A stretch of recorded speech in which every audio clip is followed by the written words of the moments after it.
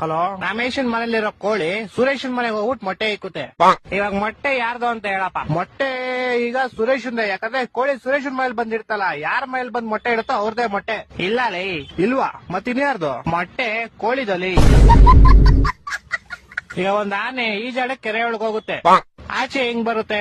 ಈಗ ಹೆಂಗ್ ಬರುತ್ತೆ? ಹೆಂಗ್ ಹೋಗಿರುತ್ತೋ ಹಂಗೆ ವಾಪಸ್ ಬರುತ್ತೆ. ಇಲ್ಲ ಲೇ, ಮತ್ತೆ ಯಾವ ಆಗ್ಬಿಟ್ಟು ಆಚೆ ಬರುತ್ತಲೇ? ಹೊಟ್ಟೆ ಎಷ್ಟು ಉರ್ಸ್ತಾವ್ರೋ ಆ ಭಗವತ್ನ ನೋಡಿದ್ರೆ. ಒಬ್ಬ ಹುಡುಗ ಪ್ರತಿ ವರ್ಷ ಅವ್ನ್ ಬರ್ತಡೆಗೆ ಉಂಡಿಗೆ ₹1 ಆಗ್ತಿದ್ನಂತೆ. 60 ವರ್ಷ ಆದ್ಮೇಲೆ ನೋಡಿದ್ರೆ ಅದ್ರಲ್ಲಿ ಬರೀ ₹12 ಐತಂತೆ. ಹೆಂಗೆ ಅಂದ್ರೆ ಅವ್ನು ಯಾರ ಚಪ್ಪಲಿ ಇರ್ತಾನೆ ಎತ್ಕೊಂಡಿರ್ತಾನೆ. ಇಲ್ಲ ಲೇ, ಮತ್ತೆ ಅವ್ನ್ ಬರ್ತಡೆ ಫೆಬ್ರವರಿ 29 ಇತ್ಲೇ. ನನ್ನ ಮಕ್ಕಳು ಒಂದೊಂದಲ್ಲ. ಓಕೆ, ಲಾಸ್ಟ್ ಅಂಡ್ ಫೈನಲ್ ಕೇಳ್ಕೊಂಬಿಡು. ಹೇಳು. ಒಬ್ಬ ಹುಡುಗಂಗೆ ಹೆವಿ ಶುಗರ್ ಇರುತ್ತೆ. ಡಾಕ್ಟರ್ ಅವ್ನ್ಗೆ ಸ್ವೀಟ್ ಬಿಟ್ಬಿಡು ಅಂತ ಹೇಳ್ತಾರೆ. ಅವನು ಲೈಫ್ ಪೂರ್ತಿ ಸ್ವೀಟ್ ತಿನ್ನಲ್ಲ. ಯಾಕೆ ಹೇಳು? ಇದಕ್ಕೂ ಯಾವ್ದೋ ಉಲ್ಟಾ ಸೀದಾ ಆನ್ಸರ್ ಇರುತ್ತೆ.